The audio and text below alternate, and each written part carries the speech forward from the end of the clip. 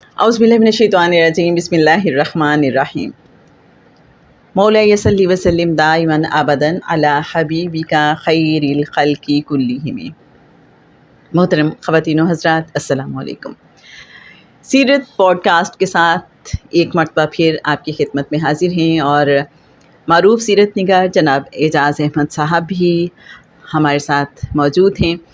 آپ کو یاد ہوگا پریویس ایپیسوڈ میں بات ہو رہی تھی کہ ابراہا نے بیت اللہ پہ حملہ کرنے کا ارادہ کیوں کیا، اور اب وہ آ رہا ہے مکہ کی جانب ہاتھیوں کے ساتھ اور اپنی فوج کے ساتھ، اپنے لشکر کے ساتھ۔ آئیے اعجاز احمد صاحب سے پوچھتے ہیں کہ پھر اس کے بعد کیا ہوا۔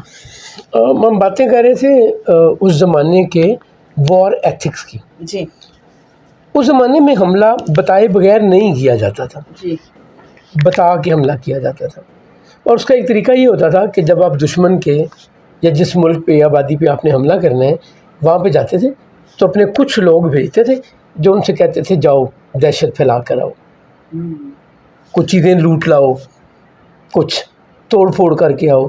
ان کو اندازہ ہو کہ کتنے جنگجو، کتنی بڑی فوج، کتنے ظالم لوگ آ گئے ہیں، تاکہ جنگ لڑے بغیر ہی ہم سے ڈیل کریں، ہماری اطاعت کرنا شروع کر دیں، ہماری حکومت قائم ہو جائے تو قتل و غارت کی ضرورت نہ رہے۔ جی ابرہا پورے رستے میں جہاں بھی آتا رہا، اگر کسی نے روکنے کی کوشش کی تو اس نے تہس نہس کر دیا، اور اپنی دھاک بٹھاتا ہوا، اپنا روب چھوڑتا ہوا اچھا وہ اس سے رستے میں نفیل نام کا ایک سردار ملتا ہے، اور نفیل وہ ہے جسے عرب کے رستے، صحرا میں راستہ، اگر آپ نے کبھی ٹریول کیا ہو جی تو صحرا میں آپ کو کوئی راستہ سمجھ نہیں آتا، آج کی نیویگیشن نکال دیں جی تو آپ کہیں نہیں پہنچ سکتے۔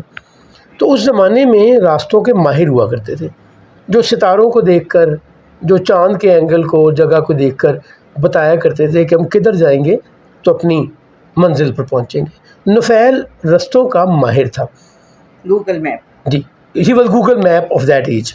جی تو ابرہا نے اس کی جان اس صورت میں بخشی کہ وہ مکہ لے کر آئے گا۔ کرتے کرتے پہلے وہ طائف پہنچے۔ اوکے ابرہا اور اس کی فوج مکہ میں انٹر ہونے سے پہلے طائف 65 کلومیٹر پہلے ہے یا دور ہے مکہ سے، وہاں پہ لات کا مجسمہ نصب تھا، اور لات کو بنی ثقیف یعنی طائف کے رہنے والے لات کو اللہ کی بیٹی کے طور پر ایمان رکھتے تھے اور اس کی عبادت کرتے تھے، پوجا کرتے تھے۔ اللہ قرآن کریم میں اس کے متعلق فرماتا ہے کہ تمہارے لیے بیٹے جی اور اللہ کے لیے بیٹیاں، جی یہ ایک ایسی بے تکی تقسیم ہے، میں تو کسی بھی بیٹے بیٹی سے پاک ہوں۔ بے شک۔ اسی طرح اللہ سورہ نجم میں فرماتا ہے لات، عزا، ان کا ذکر جی کرتا ہے۔ تو لات کا مجسمہ ایک پہاڑ کے اوپر، اگر طائف جانے کا اتفاق ہوا ہو تو بڑی خوبصورت جگہ ہے، پہاڑی علاقہ ہے اور ٹھنڈک ہوتی ہے وہاں پہ، مکہ سے کی نسبت وہاں پہ ٹیمپریچر کم ہوتا ہے اور آپ انجوائے کرتے ہیں۔ بڑے پڑھے لکھے لوگ تھے اس زمانے میں، وہاں بڑے رچ لوگ تھے، لوگوں کے فارم ہاؤس آج کل جس طرح شہر سے باہر نکل کے ہوتے ہیں، اس زمانے میں مکہ کے رئیسوں نے طائف میں اپنے فارم ہاؤسز بنائے ہوئے تھے، باغات بنائے ہوئے تھے، تو گرمیوں میں وہاں شفٹ کر جایا کرتے تھے۔ تو وہ وہاں پہ ایک کمرہ انہوں نے بنایا ہوا تھا پہاڑ کے اوپر، جس کے اندر لات کا بت نصب تھا، اس کا وہ طواف کیا کرتے تھے جس طرح بیت اللہ کا جی طواف کیا جاتا ہے۔ انہیں ڈر ہوا کہ کہیں ابرہا لات کے اس عبادت گاہ کو، اس کمرے کو جس کا ہم طواف کرتے ہیں، بیت اللہ نہ سمجھ لے اور کہیں اس کو نہ گرا دے۔ اوکے اچھا۔ تو یہ طائف سے باہر آ کے ملے اور انہوں نے کہا کہ جو تم ڈھونڈ رہے ہو وہ طائف میں نہیں ہے، وہ مکہ میں ہے۔ لیڈ کیا اسے۔ جی، اور ہم تمہارے ساتھ اپنا ایک ایکسپرٹ جی جو یہاں سے طائف جانے کے رستے کا چیمپئن ہے وہ دے دیتے ہیں تمہارے ساتھ، اس کا نام ابو رغال تھا۔ سو ابو رغال بھی ایڈ ہو گیا، حالانکہ پہلے سے موجود تھا۔ لو اب چلتے ہوئے آ رہے ہیں تو درمیان میں راستے میں ابو رغال کی ڈیتھ ہو گئی، نیچرل ڈیتھ، اس کو وہی دفن کر دیا گیا۔ مکہ کے رہنے والے اس واقعے کے بعد اس کی قبر پہ جا کے، ابو رغال کی قبر پہ جا کے پتھر مارا کرتے تھے کہ تم لوگوں نے اس کوشش میں کہ بیت اللہ کو تباہ کر دیا جائے دشمنوں کی مدد کی۔ نفیل تو ان کے ساتھ پہلے ہی تھا۔ اب یہ وادی محصر بیت اللہ مکہ سے تھوڑا پہلے آ کے انہوں نے پڑاؤ کر لیا۔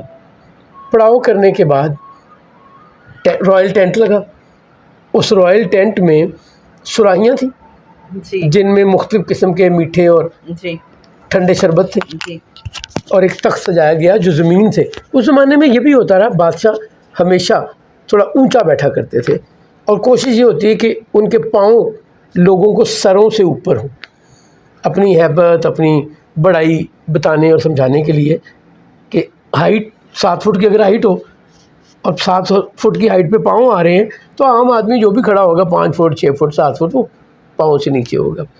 تو اسی طرح اس میں تخت لگایا گیا جو اونچا تھا، اور اس نے حکم دیا، اپنا ایک دستہ بھیجا کہ جاؤ مکہ میں لوٹ مار کر کے آؤ۔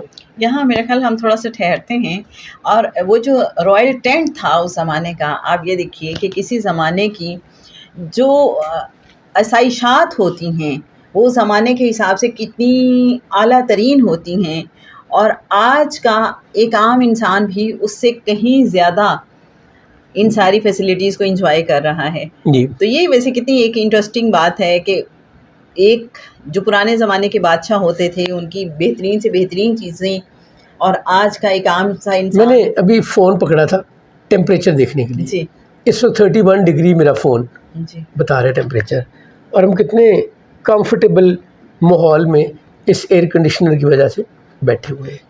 اگر آج اس زمانے کے بادشاہ آ جائیں جی تو پاگل ہو جائیں گے کہ عوام کے پاس اتنی سہولیات ہیں، یعنی آپ بادشاہوں سے بہتر زندگی گزار رہے ہیں آج اس زمانے کے بادشاہوں سے۔ جیسے قارون کے جو چابیاں ہی تھیں وہ کتنے اونٹوں پہ آتی جی، تھیں، اور آج ایک وہ کارڈ جو ہے اس کے اندر سارا کچھ، ایک چپ، جی، ایک چپ جو ہے اس کے اندر آپ نے پاسورڈ دینا ہے اور لاک کھل جانا اور جو مرضی کریں۔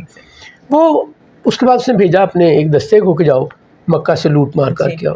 انہوں نے وہی کیا، کسی کے دکان توڑ دی، کسی کے برتن الٹا دیے، کسی سے کچھ چھین لیا، بھیڑ بکریاں لے لیں، اونٹ لے لیے، اور پیغام دے کر گئے کہ اپنے سردار سے کہو ہمارے بادشاہ کے پاس حاضر ہو۔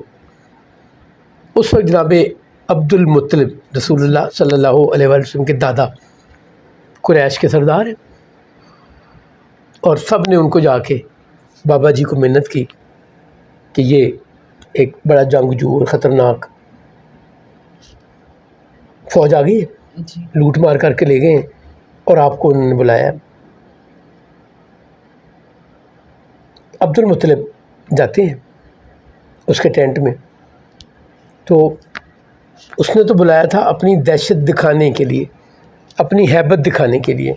وہ جناب عبد المطلب کو دیکھتا ہے، مروب ہو گیا، مروب ہوتا ہے، سیڑھیوں سے اترتا ہے اور نیچے آ کے کارپیٹ پہ بیٹھ جاتا ہے جناب عبد المطلب کے ساتھ۔ واہ، یعنی جن کو بلایا ہی ڈرانے کے لیے تھا ان سے برابری کا تعلق سمجھ کے ان کے ساتھ بیٹھا ہے۔ اگر سرکار کے دادا کا روب، جاذبیت، نور، اللہ کی رحمت، کمال مقناطیسی شخصیت، اتنا اعلیٰ تھا تو سرکار ختمی مرتبہ صلی اللہ علیہ وآلہ وسلم کا وہ اورا کیا ہوگا۔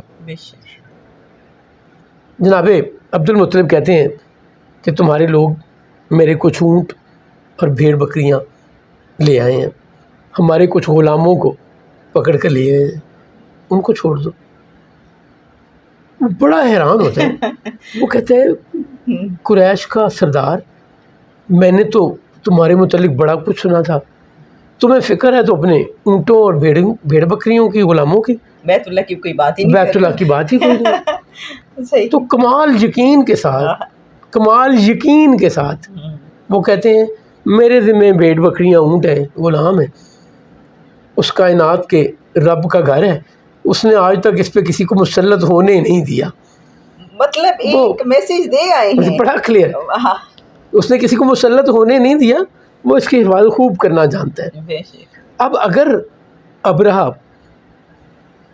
کوئی کہیں بھی کوئی روحانی، کوئی اللہ کو ماننے والی سوچ رکھتا ہوتا تو ان کلمات پہ، اسٹیٹمنٹ پہ غور کرتا کہ اللہ نے آج تک کسی کو اس گھر پہ مسلط ہونے نہیں دیا، اور وہ خود اس کی حفاظت کرے گا۔ مجھ سے ذمہ داری پوچھنی ہے اس نے اونٹوں کی، کہ تمہارے اونٹ تھے، تم نے اونٹوں کا کیا کیا؟ تمہارے غلام تھے، تم نے ان کا کیا کیا؟ ان کی حفاظت کی یا نہیں کی؟ ابرہہ نے وہ اونٹ اور بھیڑ بکریاں، غلام چھوڑ دیے۔ جناب عبد المطلب وہاں سے مکہ واپس آ جاتے ہیں۔ آج پھر ہمارا تنگی دامہ جو میں کہتا ہوں تو وقت ختم ہو گیا، اس سے آگے انشاءاللہ اگلی ایپیسوڈ میں۔ تو اس کے بعد دیکھتے ہیں کہ پھر ابرہہ کے ساتھ کیا سلوک ہوا اور اس کی فوج کے ساتھ۔ امید ہے کہ آپ جڑے رہیں گے سیرت پوڈ کاسٹ کے ساتھ۔ آئیے بہت محبت سے کریم آقا صلی اللہ علیہ وآلہ وسلم کی بارگاہ اقدس میں درود و سلام کا نذرانہ پیش کرتے ہیں۔ اللہم صلی علی سیدنا و مولانا محمدین نبی الأمی الکریم وعلی آلہ و صحبہ وبارک وسلم۔